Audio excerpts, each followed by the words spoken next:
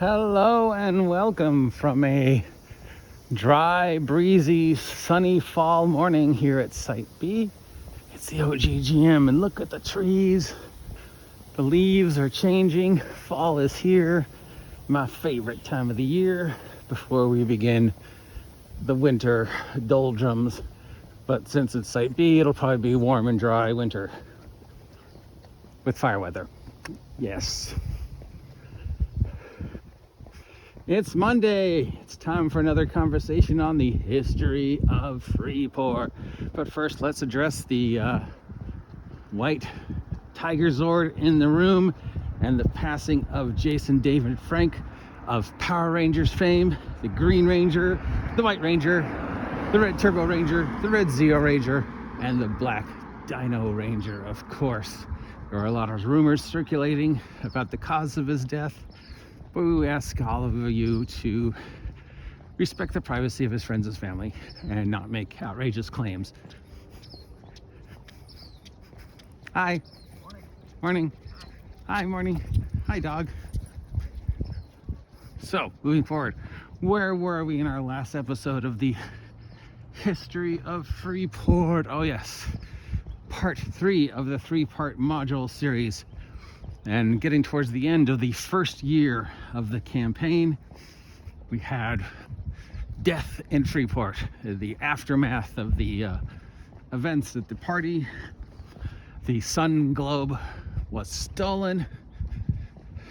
The machinations of Milton Drack were finally exposed, and a horde of ghouls were running through the city, which allowed me to run a Halloween one-shot involving the player characters dealing with the ghouls and the various type of ghouls, which led to a rather ridiculous scenario of a ghoul they would chase the ghoul, it would run upstairs, it would jump out of a window, it would land in a crowd, bite some other people, they would become ghouls, and those ghouls would go running off. And for some reason, like 4 times in a row, it ended up with at least one or more party members chasing or being chased by a ghoul up to the top of the building, and then the party member or the ghoul jumping out a window, and then the ghoul landing in a crowd. And so the Halloween ghoul themed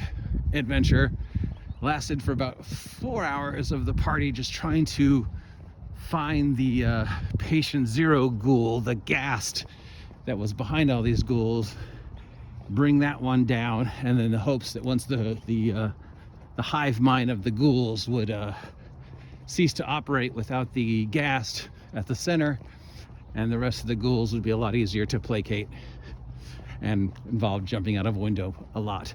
They still hadn't found out what the Allen wrench given to them by the goblins had done. Howdy. But after the Halloween Walking Dead episode was over, we moved on to some type of photo shoot going on here. There's some woman and a Christmas tree. Interesting. Guess they're doing their Christmas card.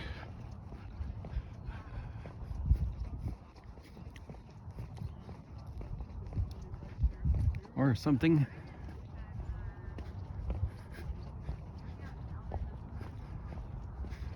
Anyways.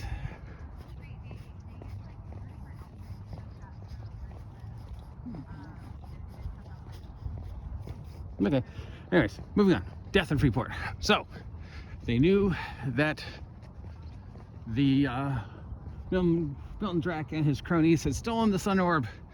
They were chasing him. They had to narrow down where he was hiding the Sun Orb and his machinations. And really, at this point, there was only 2 places that he could be. Either in the town hall, the center of what little formal government Freeport had, where Milton Drack made his offices, or of course the eyesore of the lighthouse sitting in the bay of Freeport. And they guessed rightly that they were going to head over to the lighthouse, but they had to get there. And with Milton Drack's builder boy forces actively looking for the party, as well as acquiring any final sacrifices needed for the ritual, the party found it very difficult to get from Freeport to the small chunk of land that the lighthouse was built on. Meanwhile, several individuals were gathering along the shores because of the announcement that Milton Drack was finally going to light the lighthouse, completely unaware of the horrible events that were about to unfold. And unusual with the player characters I was dealing with at the time, what should have been a very simple one-night adventure ended up lasting like 3 weeks because they kept getting sidetracked and dealing with NPCs, and there was a whole thing with a stolen wedding cake that they got sidetracked by. But eventually they arrived at the shore to see what was going on at the lighthouse, knowing that they were being tracked down by the builder boys and some of the authorities of Freeport, who had been misled into believing that the disaster at the party was their fault.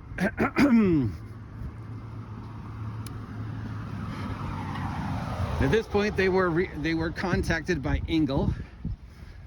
Timothy had a whole new series of nightmarish images and written down some prophecies that they thought might be able to help the party. And while consulting with Engel and the insane Timothy, they were able to uncover a secret route in one of Freeport's tunnels from the early days of Freeport, when the pirates hid things and shanghaied people, that led, much like the Shanghai tunnels lead from, various bars in Oregon to the docks. There was a tunnel that they could follow that would lead them from, yes, the Shanghai tunnels are based upon a real thing, where sailors would get people drunk at bars, then drag them through these tunnels that were underneath the cities like Portland to the docks and put them on the boats and then sail out. So by the time these people woke up, they were on a boat. Basically is forced labor.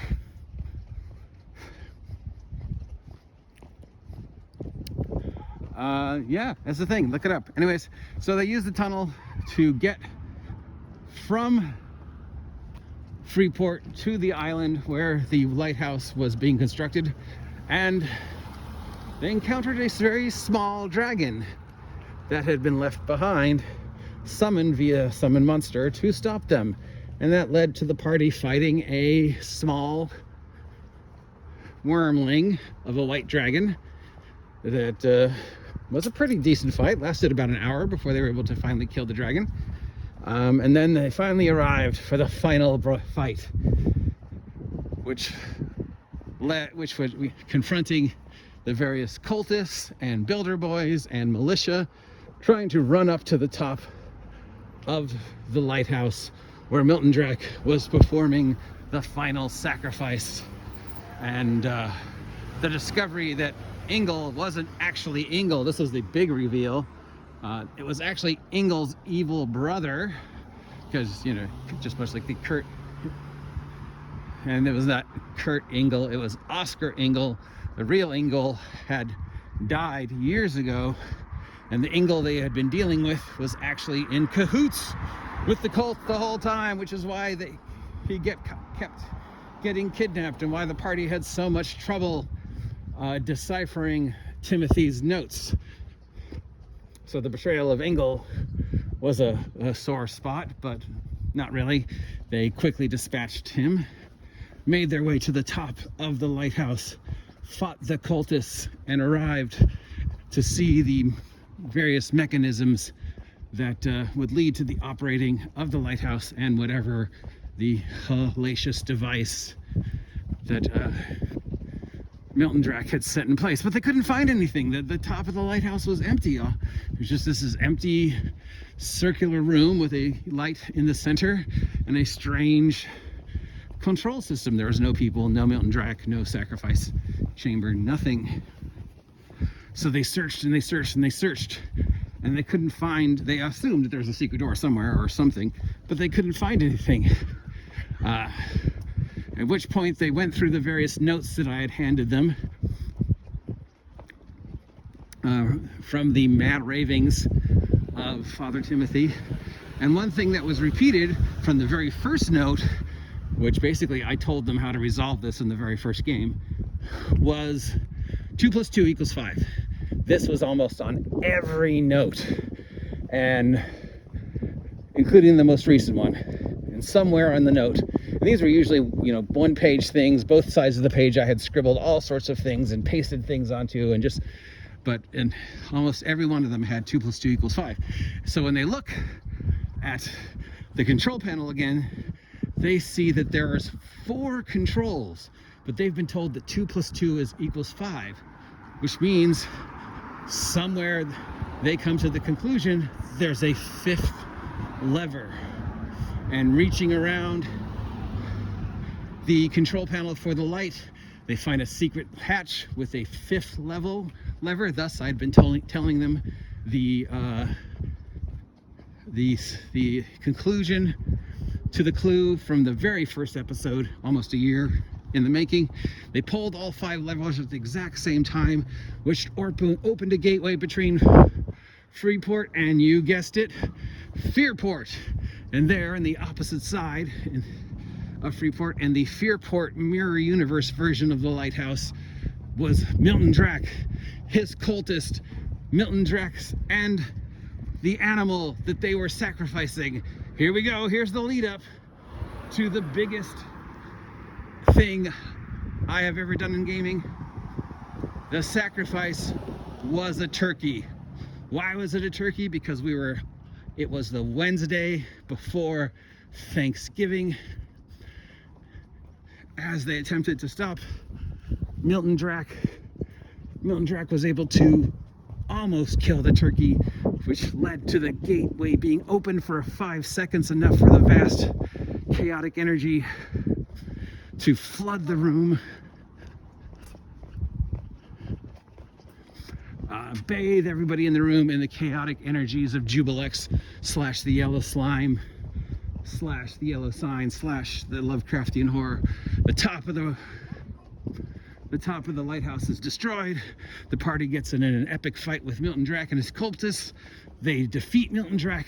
They expose Milton Drack for the foul demon worshipping cultist he is, and they are able to break the connection between Fearport and Freeport and cause the Jubilex to fail from entering into our plane, which we have the closing scenes of them standing on the beach, looking upon the survivors, looking upon the cheering crowd, looking upon the chaotic energy of Jubilex that is seeping out, the very familiar green flames, when suddenly they hear a gobble, gobble, gobble, gobble, and they look, and there was the turkey, bathed in the mutagenic flames of Jubilex. They now faced a 10-foot tall, giant, dire turkey. That's right, it was the very first running of my infamous adventure, Night of the Dire Turkey, where the party had to basically turn into a giant robot to fight the dire turkey. The trilogy ended with a Thanksgiving brawl on that Wednesday night. The party in combat with a giant kaiju turkey, piloting basically a patched together giant robot. They succeeded in killing the dire turkey, but in the result, they all died. They went to heaven, where the wood elf became the seed whose spirit would create a new kingdom for the elves, because, you know, as we've mentioned, the elves didn't have their own kingdom at this point. So Mark's character, the wood elf druid, became a tree that became an island that the elves could populate and make their new home, but all the other characters were trapped in heaven, but they didn't want to be in heaven. So they plotted an escape from heaven because they realized they were in heaven, but they technically weren't dead and they weren't really in heaven. They were just trapped on the astral plane, on the gateway to heaven. So that led to them trying to escape from heaven. We took a break for Thanksgiving. We were back in Black Friday sales and everybody getting off for, you know, the holidays, so we didn't have a game. The next week we played board games with a few people that showed up, and the week after that we ran the Escape from the Astral Plane / beginning of the Black Sails of Freeport campaign, and we're pretty much back on track with current Freeport history based upon the Pirate's Guide. So tune in next time for the Black Sails of Freeport campaign and the start of the first spin-off campaign, and of course, Night of the Dire Turkey. Bum bum bum.